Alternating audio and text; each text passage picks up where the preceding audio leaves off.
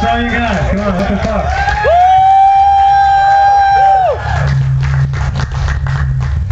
Thank you. Good night. Right on. Good timing. All right, there's 2 mics and I've got one of them. It's Kip Winger. How are you? What's up, Kip? What's up, dude? I'm not doing I'm just going to get it started here. I want to thank you for taking good care of my daughter on the plane, man. That was very cool. I appreciate that. My daughter flew on the plane with Kip, and she hates to fly, and she was freaking out, and she was really out of control, and Kip kept her under. She's like, oh my God, we're going to die. I'm like, we're not going to die. That was a bump in the thing. You know, the wheels are coming. Oh my God, we're going to die. I feel for you, man. Yeah, she's totally cool, man. Thanks for taking care of her. She's out here supporting her pops at the Rocklahoma. So I'm just going to get it started, and then you guys, there's a bunch of people out here with some questions. I heard you. You fucking sounded great. I was out there watching. It was really good, man. Thank you. And so, tell us what you thought about Rocklahoma. If you're now back together, if you're doing shows, doing touring, new music, anything like that, let us know, and then we'll be asking questions. All right. Well, we'll start at the beginning and let you know that one of the coolest things about this band is that we've all remained friends for years. There's no bad blood. We always, every year we talk about getting the band back together and doing some shows. And we wanted to do it for a long time, but a lot of things had to come together in order for it to make sense and to do it right. We decided we wouldn't just go out and play bars or just do it for the hell of it. We wanted to do it and do it right. Do big shows like Rocklahoma and South Texas Rock Fest, which we did a few weeks ago, M3 in Maryland, and some of these big gigs. The fact that these festivals are now in existence in the States and they're bringing this kind of music back, bands like us and these other bands on the bill can get back together and do it the way it was meant to be done on a large scale. So we would always talk about it. Last year, we enlisted the help of a guy named Sullivan Big, who's an agent. He's a booking agent for all the great bands, Kicks, Great White, Nelson, and he happened to be a big Keel fan and really encouraged us to put this back together and to do it right. So last November we made the announcement that we were going to be putting the band back together, and all of a sudden the gigs started pouring in and the songs started pouring out. And we're just glad to have it back together. We're having a great time with this, really enjoying the opportunity to do it again and to do it together the way it should be. We have a new album coming out. As I told you, the songs started pouring out of us. Brian and I started writing before we even did the reunion. We were doing some songs. These guys are in the music library business, and they license songs to TV and films. And Brian and I actually started writing a couple of songs that maybe these kind of sound like maybe they could be Keel songs. And then Mark and I started writing together, and all of a sudden we've got an album's worth of great new songs. We're really excited about the new record, which we had never intended to do another album, and people would ask us, are you going to do a new record? And we'd always say, nah, probably not, but now it's happening, and the record's called Streets of Rock and Roll. It comes out early next year, and we're really excited about the new songs, and hope we can come back to Rocklahoma next year and play some of them. Yeah.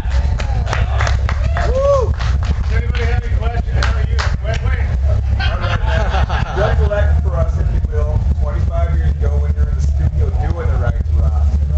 What was the band's expectations for the album, and what does it feel like 25 years later to have fans out there just digging that? Well, part one of the question, what did it feel like to do that record? It was a dream come true for all of us. We all worked really hard. We were young at the time. I was the oldest guy in the band, and I was 23. But we worked, I lived on the streets for I'm still the oldest guy in the band. But I'm 24 now. I just done a lot of partying. But we paid our dues. I paid my dues in a band called Steeler.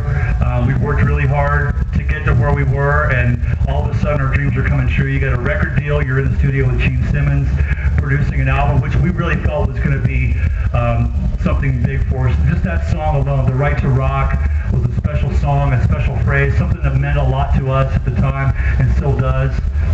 The opportunity to make our dreams come true, and before everything happened so fast, as I tell the story on stage, and it was really true. We went from 0 to 50 in like 1 second. All of a sudden, we're in the studio with Gene. We're making a great album. We're on tour, and we hit the ground running and never stopped. So it was an amazing experience going through all that, and finally getting to play the big stages, to play with a great band and the fans, and to do it again 25 years later. We appreciate it more now, because back then we thought it would last forever. we thought, well, we're on top now, we're doing it, and it's never going to end. And it did.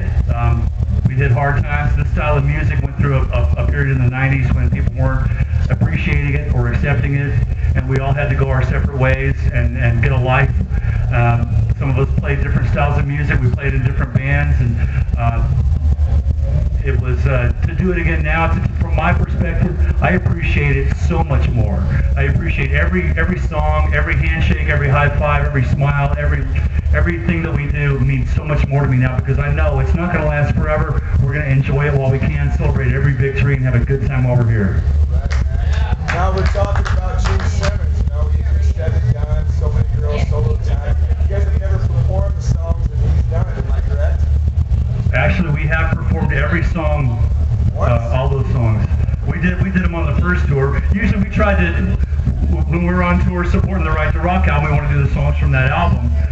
When The Final Frontier came out, we focused on the songs from that album. But we did Easier Said Than Done. I remember one night in Japan, the last night in Tokyo, we did every song we knew. We played for like 3 hours, and we just dug them all out. So the very last show in Tokyo of the '86 tour, we played every song we knew, except Get Down. I think that was the only Keel song we never played live. And update your site, man, because I got this information right out. Keel site, brother. Who else has a question? Anybody? I've got a lot more questions. Mark's got an answer. He's got a microphone and an answer. It's your turn. I'm a little tired. I've been singing all day, sir. Are you guys going to have your daughters join you on stage in a more expanded role, like Eddie and Wolfie? I don't know if it's going to go that far, but it was hard enough getting them out here today. So. I was very proud of them. I know how teenage girls are. I'm surprised they came out. They did good. They did. That was cool. Actually, my daughter plays bass and sings, and she was really pissed when we hired Chino to join the band, the new guy, Chino. She says, Dad, my name's Keel, I play bass, I sing, what the hell? She's really pissed that she didn't get his gig.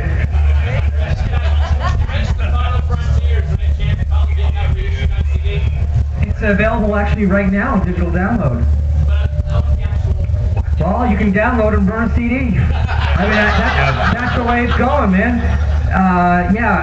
Just to kind of further on what Ron said, the Keel album and the Final Frontier are now available for digital download through Universal. I think you can hit it through our website. Lay Down the Law's been available through Mike Varney's label for a while. And The Right to Rock will be available in January 2010. Yeah, we're doing a new 25th anniversary edition of The Right to Rock, a digital remastered version of the entire album, plus 2 bonus tracks. We recut The Right to Rock during the recent sessions, made it a lot heavier and a lot louder and a lot stronger, so we're really excited about that. So that's coming out early next year. On the 25th anniversary of the original release, January 10th, or January 20th, 2010, 25 years to the day after the original release of the Right to Rock album. If you guys Wait. Hey, Ron, over here.